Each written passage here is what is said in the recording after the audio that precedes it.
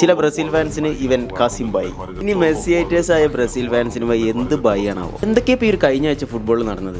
അതായത് Casemiro Inter മിയാമിന് പോയി മെസ്സിനെ പുകഴ്ത്തി പറയുന്നു. അൽവാറസിന്റെ ബാർസലോണ ചർച്ചകൾ ഇപ്പോഴും ആക്റ്റീവായിട്ട് നടന്നുകൊണ്ടിരിക്കുന്നുണ്ട്. അതൊക്കെ കഴിഞ്ഞിട്ട് പിന്നെ റോഡി ടു ദ ബാർസലോണ ന്യൂസ്. എൻ്റെ മോനെ, വേൾഡ് കപ്പ് കഴിഞ്ഞിട്ട് ചെറിയൊരു ഇടവേളയ്ക്ക് ശേഷം മെസ്സി വീണ്ടും ഇന്റർ മിയാമിൽ തിരിച്ചെത്തി. അത്ലറ്റിക്കോ ദെ സാൻ ലൂയിസിനെതിരെ 2 ഗോളുകൾ നേടി, അസിസ്റ്റും.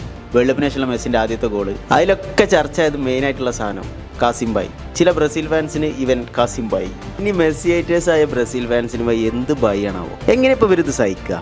ഫുട്ബോൾ ചരിത്രത്തിലെ ഏറ്റവും വലിയ ചിരവൈരികളായ ബ്രസീലും അർജന്റീന, ക്ലബ്ബ് ഫുട്ബോൾ ചരിത്രത്തിന്റെ ഏറ്റവും വലിയ പോരാട്ടങ്ങളൊന്നായ El Clasico, Real Madrid Barcelona, ഈ 2 മത്സരങ്ങളിലും വർഷങ്ങളോളം മെസ്സിക്ക് എതിരെ നിന്നൊരു താരമാണ് കസമീറോ.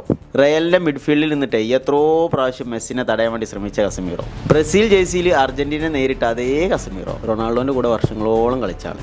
അതെ, നിങ്ങളെ കാസിം ബായി ആണ് ഈ പറഞ്ഞത്. അതായത് ബ്രസീലും അർജന്റീനയും ഫുട്ബോളിൽ എത്രത്തോളം ശത്രുക്കളാണ് നമുക്ക് എല്ലാവർക്കും അറിയാം. പക്ഷേ ഈ റൈവലറിനേക്കാളും ഏറ്റവും വലിയ സംഭവമാണ് ഫുട്ബോൾ റെസ്പെക്ട് എന്ന് പറഞ്ഞൊരു സംഭവം.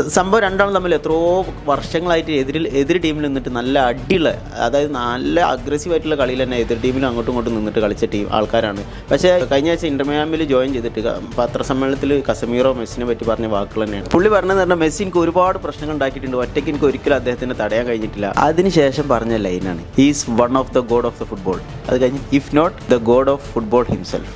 എന്തല്ലേ പൊള്ളേ, ഇതെങ്ങനെ സഹിക്കൂടാ? വർഷങ്ങളോളം മെസ്സിന്റെ ഓപ്പോസിറ്റ് ടീമിൽ നിന്നിട്ട് മെസ്സിനെ നേരിട്ട് അനുഭവിച്ച കസമീറോയിൽ നിന്ന് ഇങ്ങനത്തെ ഒരു വാക്ക് വരുമ്പോൾ അതിനൊരു പ്രത്യേക വില ഉണ്ട്. ഗ്രേറ്റ്നെസ് നേരിട്ട് കണ്ടവർക്ക് അത് അംഗീകരിക്കാൻ ഒരു മടിയില്ല. ടി വിയിൽ കളി കാണാൻ നമുക്ക് തന്നെ അത് അംഗീകരിക്കാൻ മടിയുള്ളൂ.